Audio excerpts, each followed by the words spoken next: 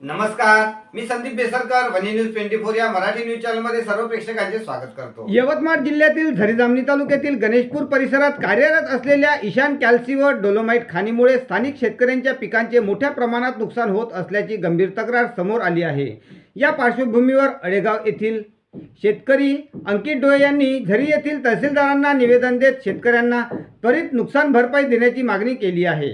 निवेदनात नमूद केल्याप्रमाणे ईशान कॅल्सी, एक्सलो फिनलिया लिमिटेड तसेच डोलोमाइट खाणीमधून निघणाऱ्या धुरामुळे परिसरातील पिकांवर विपरीत परिणाम होत आहे। याशिवाय खाणीमधून वाहतूक करणाऱ्या अवजड वाहनांमुळे रस्त्यांची मोठ्या प्रमाणात दुरावस्था झाली आहे।